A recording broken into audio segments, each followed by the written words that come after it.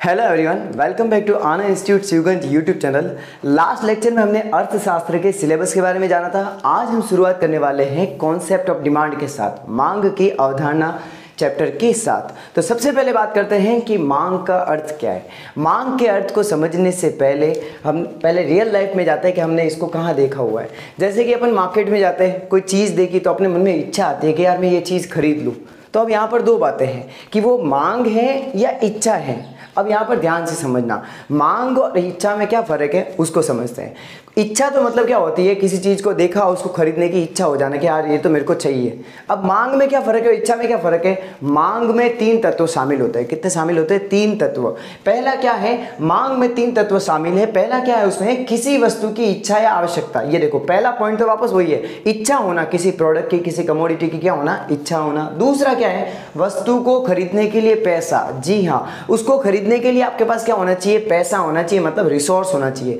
Third point क्या है, पैसा खर्च करने की इच्छा, और वापस वो पैसा जो आपके पास मनी है, जो रिसोर्स है, उसको स्पेंड करने की आप में विलिंगनेस होनी चाहिए। इसका एग्जांपल लेते हैं, मान लो एक भिखारी है, ठीक है, उसने कोई गाड़ी देखी जाते हो, उसके मन में क्या है, यार ये तो मैं गाड़ी खरीद लूँ। उसके मन में क्या है, गाड़ी खरीदने की भी इच्छा है। उसने सोचा अगर मेरे पास पैसे होते तो मैं इसके ऊपर खर्च भी कर देता। खर्च करने की भी उसमें इच्छा है, लेकिन उसके पास क्या नहीं है, उसके पास मेन पावर कौन सा, उसके पास मनी नहीं है। अब एक दूसरा एग्जांपल देते हैं मिस्टर राम का, ठीक है। मिस्टर राम मार्केट में गए, उन्होंने वहां पर एक ब्रांडेड न्यू लैपटॉप देखा, ठीक है। अब उनके मन में इच्छा है कि मैं ये लैपटॉप खरीद लूं। सबसे बड़ी बात, मिस्टर राम जो है वो एक बड़ी कंपनी में काम करते हैं, उनके पास पैसा भी है, लेकिन अब वहां पर क्या है पता है, उनमें वो पैसा खर्च करने की इच्छा नहीं है। वो चाहते नहीं है कि मैं पैसा खर्च करूं, मतलब विलिंगनेस टू स्पेंड नहीं है। तो वो वहां पर खाली क्या रह जाएगी, एक इच्छा रह जाएगी, डिजायर रह जाएगी, वह मांग में कन्वर्ट नहीं होगी। तो डिमांड होने के लिए क्या चीज जरूरी है, तीन चीज जरूरी। किसी वस्तु की क्या होना, इच्छा होना। दूसरा, उसको खरीदने के लिए क्या होना, पैसा होना। तीसरा क्या, उस पैसे को खर्च करने की तत्परता या क्या बोल सकते हैं, इच्छा। तो इस प्रकार से ये होते हैं मांग के तीन तत्व। अब हम बात करेंगे कि मांग की परिभाषा, कि मांग की परिभाषा क्या है। तो चलिए इस पे बात करते हैं। किसी दी हुई कीमत पर किसी वस्तु की मांग उस मात्रा से है जो कि उस नियत समय पर उस दी हुई कीमत पर खरीदी जाएगी। वर्ड बहुत एकदम यूं लगता है कि एकदम ये क्या है सर, इसको आराम से समझते हैं, इसको बांट देते हैं अपन। किसी दी हुई कीमत पर एक पर्टिकुलर प्राइस होगी, क्या होगी, एक पर्टिकुलर प्राइस होगी।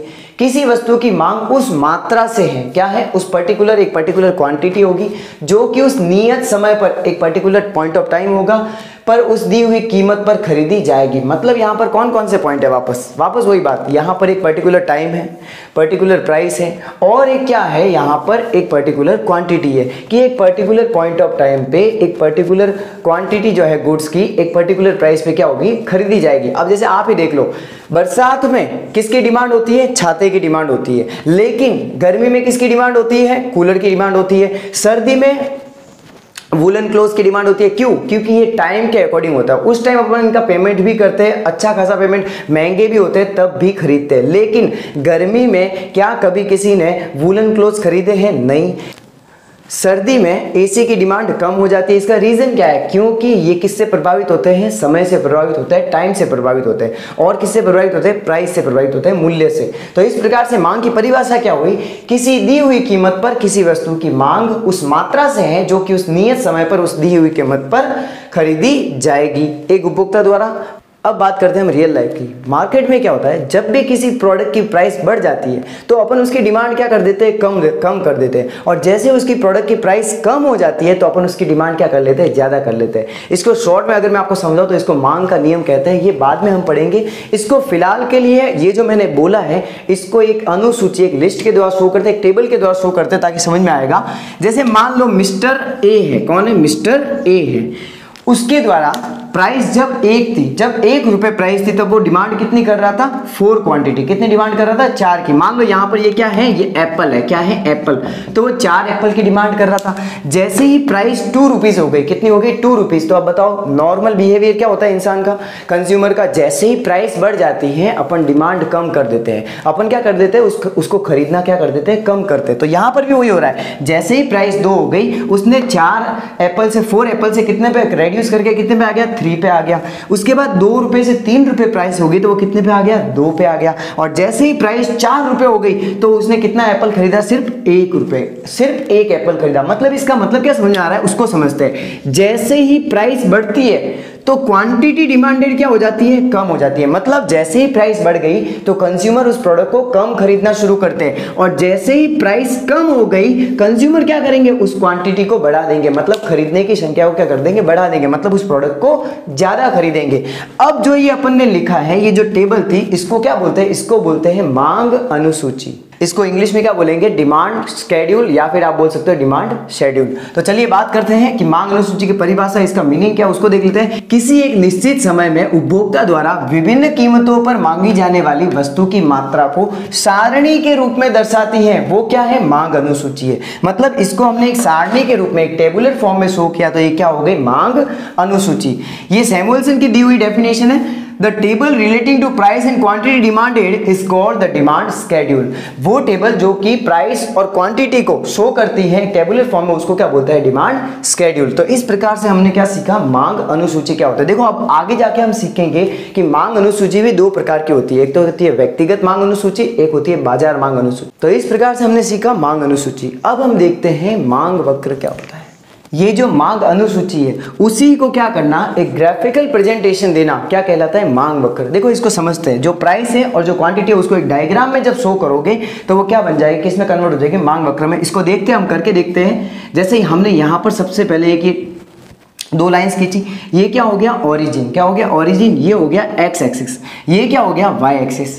अब आपको क्या करना है, जो कमोडिटी है, जो क्वांटिटी है, उसको कहाँ पर रखना है, कमोडिटी को आपको यहाँ पर रखना है, क्वांटिटी, कमोडिटी की क्वांटिटी को कहाँ पर रखना है, यहाँ पर, और प्राइस को आपको रखना है यहाँ पर, प्राइस को यहाँ पर रखना है। अब आपने जो प्राइस लिखी है 1 2 3 4, यहाँ पर आप इनको क्या कर लो, डिक्टेट कर लो।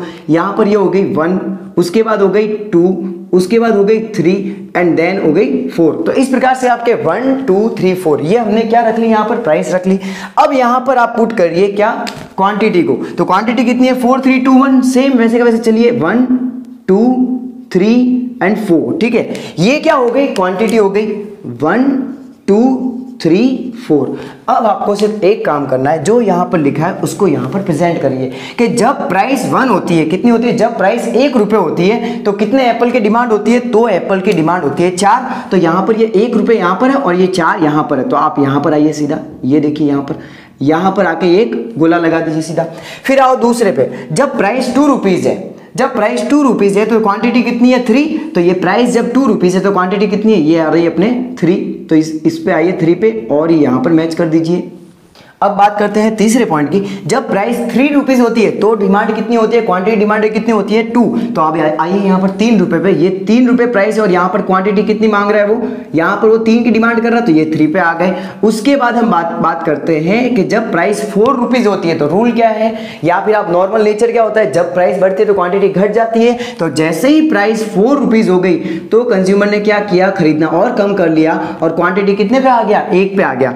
तो अब हम यहाँ पर क्या देख रहे हैं कि जहां पर ये इंटरसेक्ट हुए वहां पर इनको क्या कर लो, बिंदु डाल दो। ये देखो यहाँ पर, अब यहाँ पर इनको क्या कर लो, आप मैच कर लो। यहाँ पर क्या कर लो, मैच। जैसे ही आप जाओगे ये देखिए, ये क्या बना, ये एक बना डिमांड कर्व। क्या बना, डिमांड कर्व। इसको क्या बोलेंगे, डिमांड कर्व। इसको बोलते हैं मांग वक्र। अगर आप इसके स्लोप पर ध्यान देंगे तो ये स्लोप किसकी ओर है, नीचे की ओर जा रहा है, डाउनवर्ड जा रहा है। क्यों, क्योंकि यहाँ पर क्या अप्लाई हो रहा है कि जब प्राइस बढ़ती है तो क्वांटिटी कम होती है, जब प्राइस कम होती है तो क्वांटिटी क्या होती है, बढ़ती है। तो इस प्रकार से आपने यहाँ पर देखा कि जब प्राइस बढ़ती है तो क्वांटिटी क्या होती है, कम होती है, और जब प्राइस घटती है तो क्वांटिटी बढ़ती है। लेकिन आपको एक बात ध्यान देनी है, ये हमेशा पॉसिबल नहीं है कि हमेशा ऐसा हो। कैसे, जैसे मान लो आपको पता चला हो, आप कोई फोन खरीदने वाले थे कोई पर्टिकुलर फोन ब्रांड का, और उसकी प्राइस अभी मार्केट में है 20,000, लेकिन आपको पता चला कि वो 1 महीने बाद उसकी प्राइस होने वाली है 25,000, तब भी आप उसको खरीदेंगे। क्यों, अब उसकी प्राइस आज 25,000 नहीं हुई है, लेकिन आपको पता है कि फ्यूचर में उसकी प्राइस बढ़ने वाली है, तो फ्यूचर को देखते हो आप उसको पहले ही खरीद लेते हो। ये किस में आता है, ये सब एक्सेप्शंस में आते हैं, इनको हम बाद में पढ़ेंगे।